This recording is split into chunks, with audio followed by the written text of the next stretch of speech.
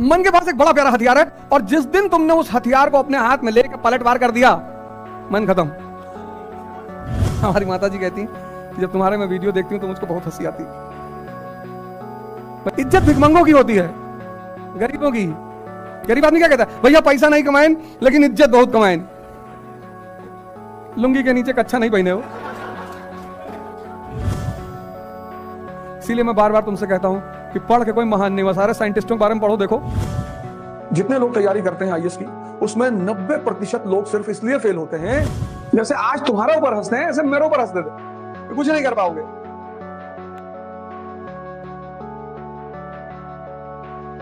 आराम से इंटरेक्ट करो, चिंता की बात मत करो।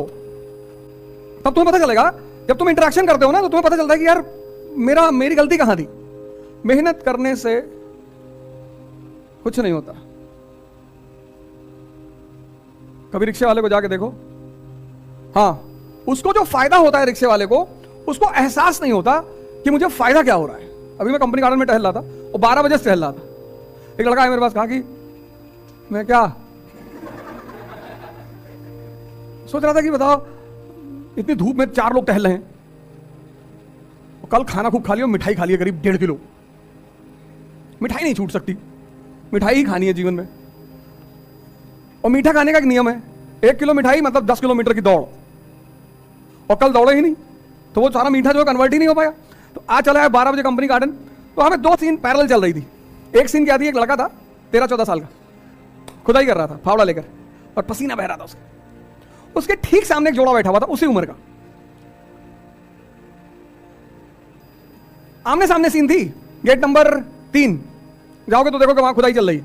गेट नंबर 3 के पास कुछ नाला वाला बना रहे हैं, कुछ बना रहे होंगे, कुछ बना रहे हैं शायद, हाँ। और वो गंगानाथ परिसर के पास उधर आज मैंने देखा बड़े लड़के उधर पढ़ रहे थे बेचारे, वो सब फोल्डिंग वोल्डिंग वाला ला के पढ़ भी रहे थे कई सारे लोग। तो 2 सीन पैरेलल थी। एक वो लड़का 13-14 साल का फावड़ा लेके चला रहा था और पसीना बह रहा था। मैंने कहा देखो ये शक्ति अर्जित कर रहा है, और ये शक्ति का व्यय कर रहा है। जो व्यय कर रहा है उसे मजा आ रहा है, और जो अर्जित कर रहा है वो दुखी है। जबकि खुशी किसको होना चाहिए, जो अर्जित कर रहा है। तो 13 साल 14 साल का लड़का फावड़ा चला रहा, पसीना बह रहा है, शक्ति पैदा हो रही है। जहां जहां तुम्हारी शक्ति पैदा हो रही है, तुम वहां वहां निराश हो जा रहे हो। जैसे पढ़ाई कर रहे हो निराशा में, तुम पढ़ाई कर रहे हो निराशा में, तुम करो साहब हमको पढ़ने का मन नहीं है, तब करोगे क्या? किस किस चीज का मन है बताओ, लिखो एक कागज में किस चीज का मन है। तुमको अपने ऊपर हंसी आएगी। मन के पास एक हथियार है आदमी को बर्बाद करने का। उस हथियार का नाम क्या है? बड़ा प्यारा हथियार है मन के पास, व्यक्ति को बर्बाद करने का।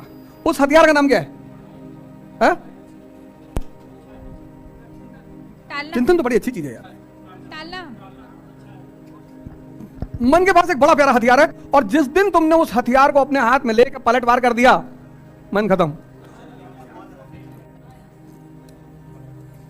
टालना, कल पर टालना। हाँ हाँ, सुन लिए। ये मन का हथियार है। इसे कहो योग करना है, कहेगा कल। इसे कहो ध्यान करना है, कहेगा कल। इसे कहो पढ़ना है, कहेगा कल। ये नहीं कहता नहीं करेंगे, नहीं करे तो पकड़ में आ जाए। तुम इसकी देखो शातिर बना, ये कहता ही नहीं कि नहीं करना है, कहता करेंगे कल, और कल आता नहीं। जिस कल का तुम इंतजार कर रहे थे वो आज है। तो दुनिया में सबसे बड़ा स्कैम है कल। इसे कहो पार्टी करना है, आज। शादी अभी। कुछ चीजों के लिए तुरंत तैयार है, तुरंत, बस अभी करा दो भैया। अगर तुमने इस चीज को रिवर्स कर दिया कि आज पढ़ेंगे कल पार्टी करेंगे, जैसे कि तुमको कल पे टलवाता है ना, तो जिन चीजों को ये तुमको कल पे टाल रहा है, तुम उससे कहते हो कि नहीं आज पढ़ ले 4 घंटा, और इसको तुम छोटे छोटे टारगेट दिया करो। इसकी एक और दूसरी कमी ना बन, ये बड़ा टारगेट बनाता है। कहता कल जो है सुबह 8 बजे से 12 तो कम है, कहेगा सुबह 8 बजे से 7-8 बजे रात तक तो खींच देंगे, पढ़ेंगे नहीं, खींच देंगे। और इतना तुम्हें अंदर से उत्साहित रखेगा कि कल सब तुम्हारा खत्म करवा देगा। और जब सुबह 8 बजे का कहेगा बारिश हो रही, गेहूं फसल खराब हो गई, किसान बेचारे परेशान है। तुम्हारा भोजन बहुत संतुलित होना चाहिए, भोजन पर बड़ी निगाह रखनी चाहिए। धर्म का पालन करना चाहिए। हमारी माता जी कहती कि जब तुम्हारे मैं वीडियो देखती हूं तो मुझको बहुत हंसी आती, बचपन से देखा है ना। लेकिन आज वो चीजें इतना काम आ रही हैं, इतनी कोई डरा नहीं पा रहा है। इतना कांड कर भाई, टीचर डॉक्टर वकील, इन तीनों में से तीनों का क्या बिगाड़ दो? मानसिक संतुलन खत्म। मैं भैया परसों शाम को बैठा था, एक साहब का फोन आया, अरे मतलब गजब हो गया। मैंने कहा वर्ल्ड वॉर शुरू कर रहे, हमेशा मजाक के मूड में रहते हो। अरे मैंने कहा क्या हुआ? अरे बोले तुम्हारा फेसबुक पेज है। मैंने कहा मेरा तो 10-20 हजार है। एक पेज पे गंदी गंदी तस्वीरें लगी हैं। गंदी तस्वीरें? मैं सोचा गोबर ओबर का तस्वीर डाल दिए होंगे साले, वही गंदी हुआ। मैंने कहा लिंक भेजो, लिंक भेजा तो देखा नग्न तस्वीरें थी उसमें। मैंने कहा तुम गलत बोले, नग्न तस्वीरें हैं। अरे गंदी नहीं है। मार देंगे मुक्का के, मार हाहाकार मचा। अरे कितनी बेइज्जती हो रही। मैं कौन सा मुगल फैमिली से हूं कि मेरी इज्जत है? इज्जत भिखमंगों की होती है, गरीबों की। गरीब आदमी क्या कहता है? भैया पैसा नहीं कमाएं लेकिन इज्जत बहुत कमाएं।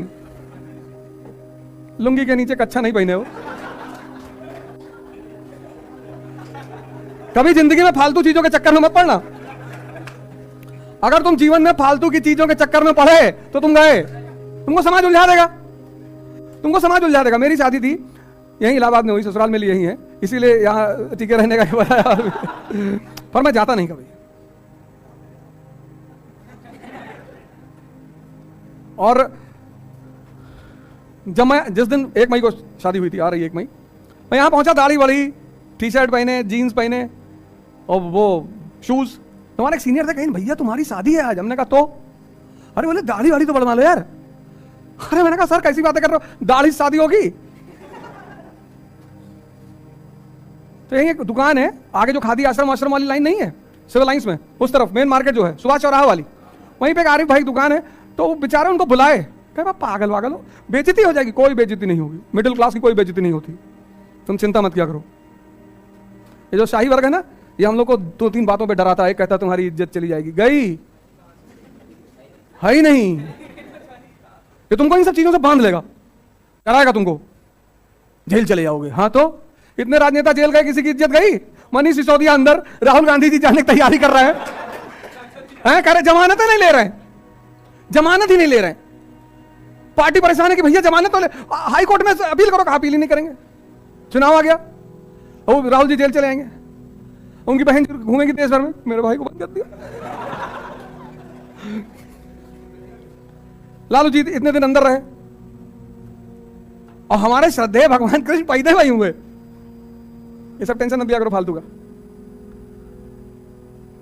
देखो हमारे गांव में, हमारे घरों में, कभी कभी हमारे परिवारों में तुम देखो पैसा नहीं है, लेकिन इस फालतू की चीज के लिए लोग ब्याज पे पैसा लेके काम करते हैं। सबने देखा होगा, कोई ऐसा थोड़ी मैंने देखा है, सबने देखा होगा। हाँ बिटिया बड़ी वाली जब हुई तो माता जी ने कहा मुंडन करना पड़ेगा, करवा लो, कम से कम 500 आदमी खाने आएंगे। मैंने कहा गांव लूटने जाना है, 500 आदमी खाने, 2-4 लोगों को खिला दो। अरे भैया जमार के लो, अबे भाड़ में गए जमार के लो, यहाँ पैसा नहीं है, गोली खरीदने का पैसा नहीं, तुम जो है 500 लोग खड़ा कर दो, डाका डाल दें, फिर तुम बदतमीजी वाली बातें कर रहे हो। अरे तो कहां से दें तुमको पैसा? मैंने कहा फालतू की कोई नाटकबाजी घर में नहीं होगी, मुंडन कराइए और 2-4-5 लोग जो है उनको भोजन कराइए और खत्म। सब फालतू की चीजों के चक्कर में कभी मत पड़ना, नहीं तो ये चीजें तुम्हारे दिमाग में कभी नहीं बैठेंगी। भारतीय दर्शन ने मुझे देखना सिखाया और पाश्चात्य दर्शन ने मुझे सोचना सिखाया। इसलिए भारत में फिलॉसफी एक बड़ा प्यारा सब्जेक्ट है। और भारत में शब्द क्या है? दर्शन। दर्शन मतलब देखना। तुम्हारे पिता ने जब तुम इतने बड़े थे, तुम्हारा पेशाब साफ किया, तुम्हारी पॉटी साफ की, तुमको अपने हाथ से खाना खिलाया, तुमको अपने कंधे बिठा घुमाया। अब हो सकता है तुम्हारी विचारधारा उनसे ना मिलती हो सकता है, चलो ठीक है, अभी नहीं मिल रही है, लेकिन उस पुराने जो कर्ज का ब्याज चल रहा है उसको भूल जाओगे? अगर 6 साल की उम्र में तुमको चाय की दुकान पे भेज दिया होता तो खत्म हो गए होते।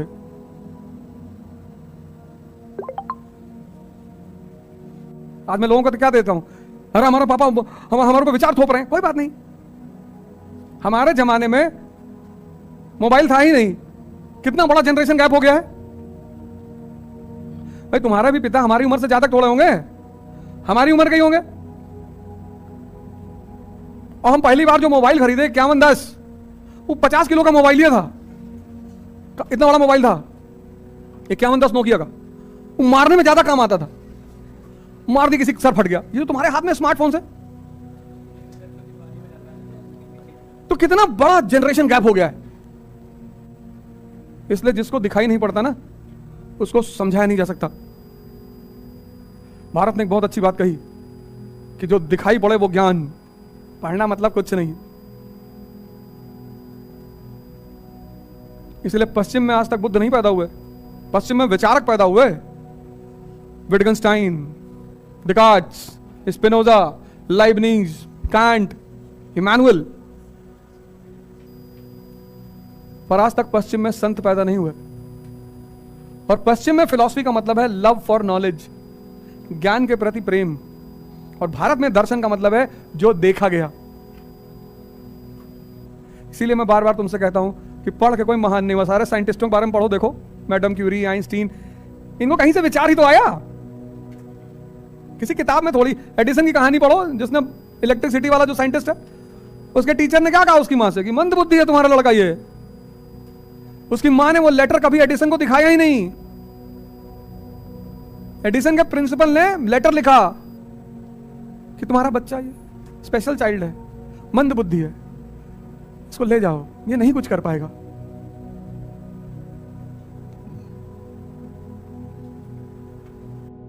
तुम्हारा दिमाग कमजोर नहीं है, तुम्हारा दिमाग खराब है।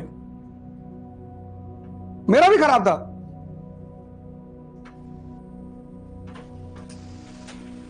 तुम्हारा दिमाग कमजोर नहीं है। हमको भी लोग कहते थे कुछ नहीं कर पाओगे, आईएएस की तैयारी है, हंसते थे लोग मेरे ऊपर।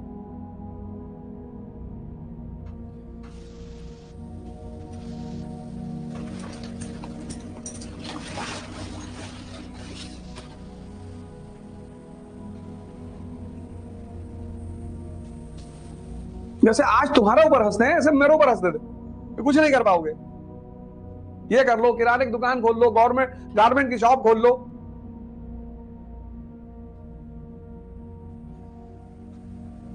पर मुझे आशा की किरण मिली भारत के संतों में।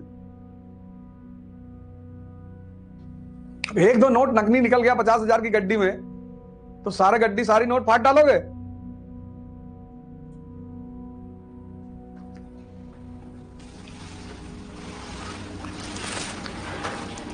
और पांचवा, जब आप कभी कभी फंसे होते हो और इमीडिएट सॉल्यूशन निकालने की कोशिश करते हो, यह इमीडिएट सॉल्यूशन निकालने का दुष्परिणाम, शॉर्टकट निकालने की कोशिश करते हो, जल्दी भागने की कोशिश करते हो। जितने लोग तैयारी करते हैं आईएएस की, उसमें 90% लोग सिर्फ इसलिए फेल होते हैं क्योंकि वो जल्दी में है। आईएएस की तैयारी 2 साल की तैयारी है, 1 साल की सिर्फ कोचिंग है।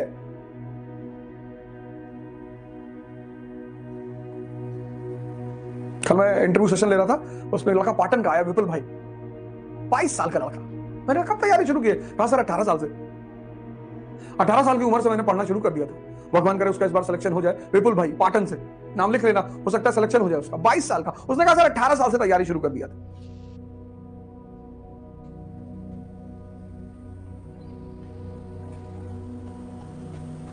ये तैयारी 1 साल की नहीं है। 1 साल, एक तो ह्यूमैनिटीज इस देश में कोई पढ़ता नहीं, और ऊपर इस तरह से तो बिल्कुल नहीं पढ़ता।